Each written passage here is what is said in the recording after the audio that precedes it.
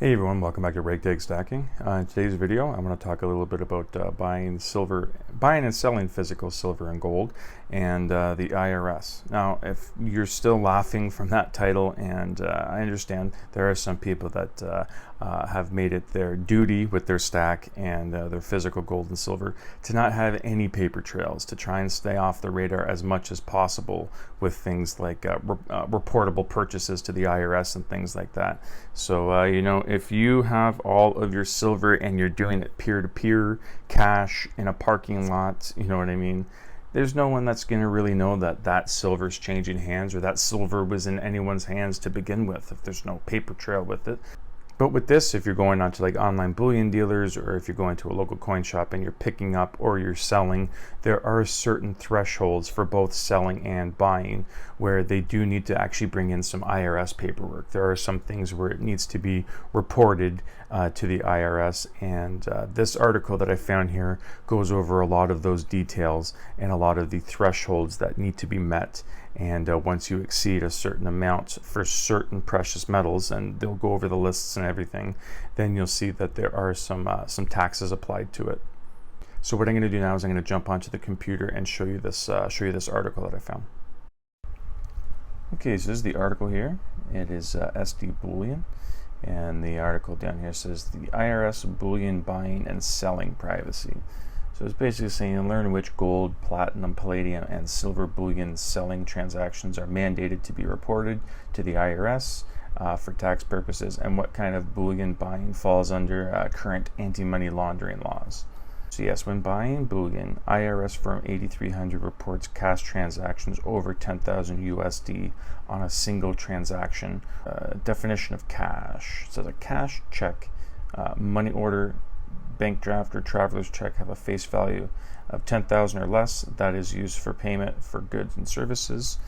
And it says U.S. and foreign coin and currency received in any transaction. And also what does not constitute cash: personal checks, bank wires, credit, debit, PayPal, ACH, transfers, Bitcoin, and cryptocurrencies. List of reported bullion purchases: gold, palladium, platinum, and silver. So it says payment method. So this is kind of just the overview of that graphic that was up here. Just going over what is cash and things like that. It's kind of going through the whole thing here. This IRS 8300 reported. So that graphic that I just showed you is basically saying the same thing here. And this is a good one here. Reportable or not? Number one, customer visits local coin shop and pays them $1,200 with cash. Is it reportable? Yes. This customer's purchase is IRS Form 8300 reportable because the transaction involves more than 10,000 USD in cash or cash equivalents. And it says number two, customer visits local precious metals dealer and pays for purchases with a $7,000 USD cashier's check, and then returns the next day to buy 6,000 of bullion with a money order. And is this reportable? Yes. The precious metals dealer must fulfill an IRS 8300 form because the two purchases are related and executed with over 10K USD in cash equivalents. And then there's one here. It's a customer places two online orders from a 24-hour time frame. Customer then mails in two cashier's checks, one for $4,500, the other for $5,000. Is this reportable? No, the precious metal dealer does not need to report it because although these two transactions are within a short time frame and related, the total sum is less than $10,000. Good to see there that there is that threshold here where it's saying although these two transactions are within a short time period, the 10,000 threshold wasn't reached there. So there is no form, no IRS, no paperwork, at least on the IRS's side with this transaction. So again, it's got a list here. It's written down in columns, and you saw it up there before where the last time they did this, it was related to like one of those infographics. So I'm not going to read through this. What I'm going to do now is just kind of scroll down to where the infographic for this is and go through it here just because it's a little easier to visualize. So it says here, when selling bullion, US-based precious metals dealers are required to submit IRS 1099-B forms when certain quantities and kinds of precious metal bullion items are sold by customers to dealers. here is the full list as of 2018.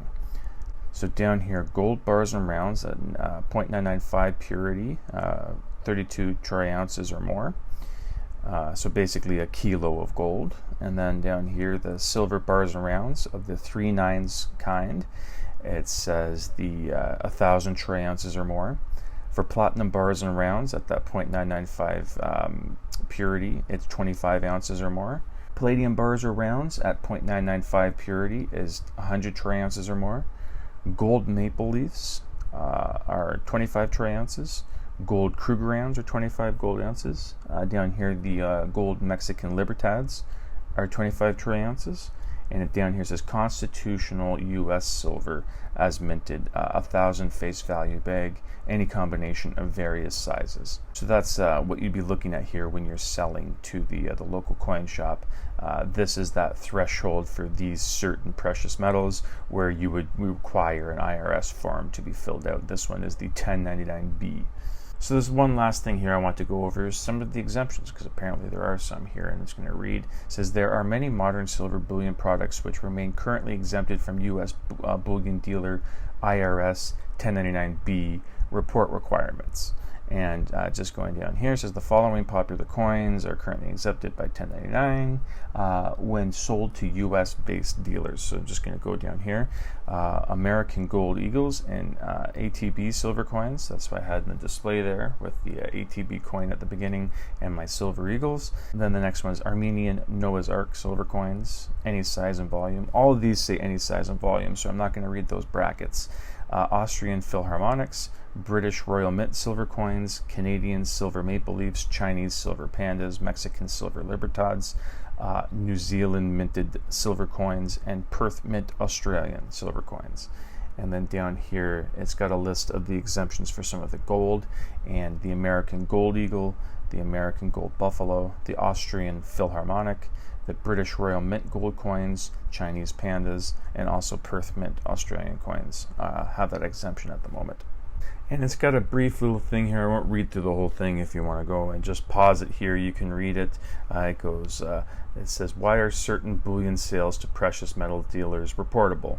And you get your answer here to some of that if you would like to go through it. And again, this is basically the end of it. So I will leave a link in the description if you want to just go through it here. But I thought it was interesting, especially when it's showing some of the things that are exempted from certain forms when you are selling to the precious metal dealers. And then there's obviously some things here when you're buying from the precious metal dealers. Then there are some certain thresholds that you reach where an IRS form will be filled out, and there's paperwork on your precious metals then. So yeah, that was the article there. It's pretty quick, and did skip over a fair bit. So again, if you want to read the whole thing, link will be in the description. So yes, that is the article there. And like I said, I know a lot of people here might just have been chuckling the whole time because they their whole stack they have under the radar. No one knows about it. It's completely anonymous. And they've worked very hard to make sure that the government stays out of their pocket, or not a lot of things have paper trails or IRS paperwork involved in it. But for others, and especially for others making bigger purchases, it might be something that you run into where you're at the local coin shop, and unfortunately there is a form that you do need to fill out. But let me know what you think down in the comments if this is something that you don't really think of too much, because a lot of these thresholds you won't be meeting, or if you just think that's the cost of doing business, where you go to an online bullion dealer, you go to a coin shop, that stuff, they're reputable places, so you trust the places that you're buying from. If you want to stay off the radar and you want to go and make sure that you get everything for cash without a paper trail, well then you really need to know your stuff. You might want to pull up to this anonymous transaction. You might have like a Sigma analytics machine with you, so it's a lot more risky. You know what I mean? There's you're trying to stay under the radar, off the books, and you're going to want to know what your stuff is, because this could be a safe haven for people with fake silver trying to unload it on people trying to stay under the radar, and there'll be fairly little recourse that you can do because you're trying to keep this transaction quiet. So that is a main reason why a lot of the people just stick with the reputable places and things like that, because they don't want to be burned, especially people that are just getting into the business and things like that, or just getting into stacking. They don't have that trust in themselves to be able to eye a fake, or they don't have the money to have this Sigma machine. I've made some videos talking about like magnet tests and having a little scale. There are cheap ways of trying to confirm whether the precious metals are authentic or not. But yeah, that's something that you have to consider if you're trying to keep a low profile and off the IRS's radar. You're going to want to make sure that you're buying the real thing, because this is just going to be a lot of the times meeting some guy in a parking lot, or meeting up after talking on Facebook. You just go to a restaurant, a public place, and you're doing your trade or your transaction there. So you're going to want to make sure that you know your stuff, and you're going to want to make sure that you're not getting ripped off. But yeah, that's it for today's video. Let me know in the comments what you guys do if you are trying to keep the bulk of your stack, paperless, off the radar, off the IRS's radar, or like I said, if you don't mind too much about this little bit of a hassle, as long as you're getting the real thing. And for people and like budgets with me, there's not really too much of a worry of reaching a threshold where it needs to get, if you're purchasing over 10,000 at one time, that's not something that I'm going to be running into at anytime soon. But yes, like I said, that's it for today's video. Thank you so much for watching, and hope you come back for the next one. Thank you.